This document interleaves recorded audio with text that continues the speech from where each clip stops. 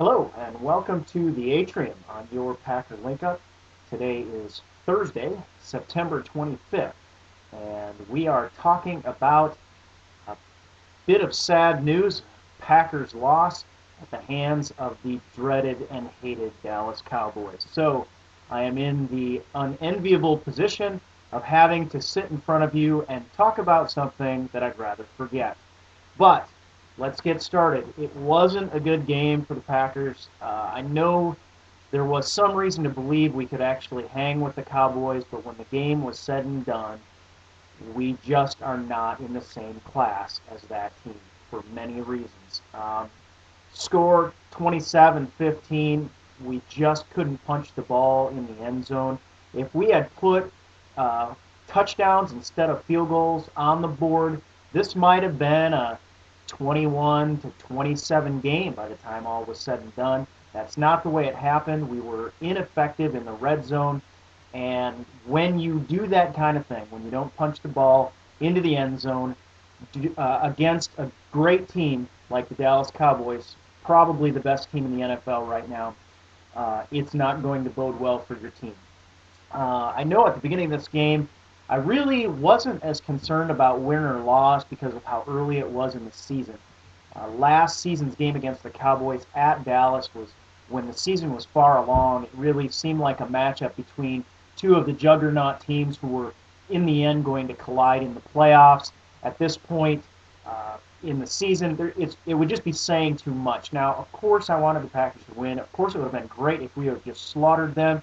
But the main thing I think most Packer fans wanted to see in this game was Green Bay to go out, play well, win or lose, play mistake-free football, win or lose, eliminate some of the penalties that we've seen even in our first two games against bad teams, get touchdowns through the air, maybe get the running game going a little more, even though our offensive line is still in a bit of disarray. And our defense to stuff Marion Barber for the most part. I expected T.O. to get a touchdown pass. He did not, but Terrell Owens made a lot of things happen in that game. We had to spend so much time with him that they had a fourth-string receiver whose name, I don't know if his name was even on the roster. He just got on board, basically, and beat Tramon Williams to the end zone with a touchdown pass. So what I think most Packer fans wanted to see was a good showing, to see that the Packers belonged across the line of scrimmage from the Dallas Cowboys. And when push came to shove, we did not belong there. And this was a home game for us. So there's plenty of blame to go around. Mike McCarthy did some strange things. Once again, we couldn't get the ground game run going. Aaron looked, for a while there he was okay, but with the pressures coming, A-Rod got sacked 5 times.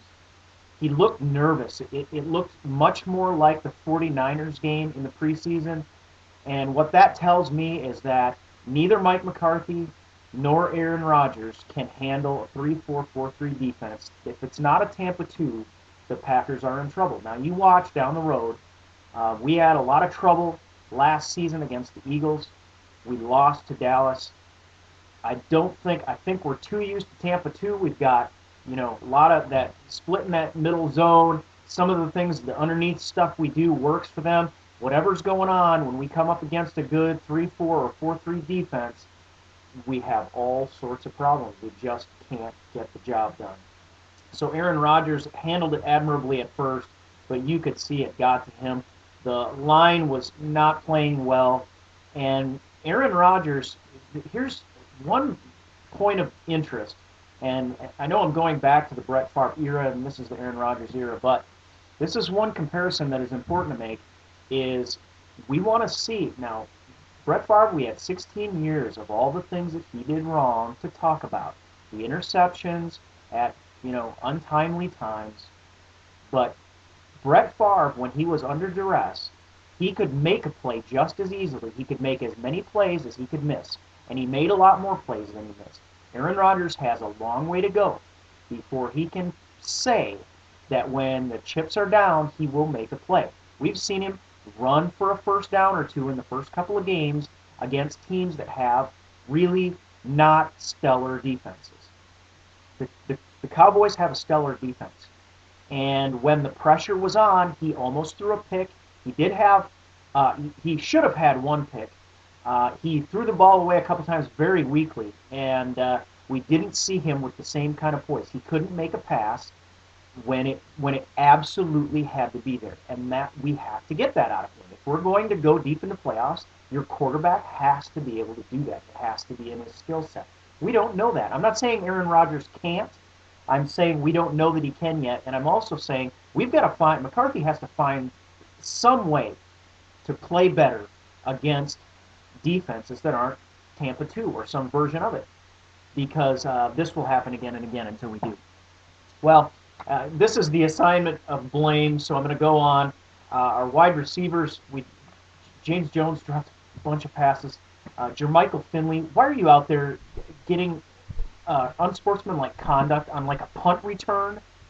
What an idiot. Guy should have set the bench and should be basically inactive for the rest of the season, as far as I'm concerned. I mean, that is a joke. Defense. Brandon Chiller started this game, and I guess the reason was because he's supposed to be better against in pass protection.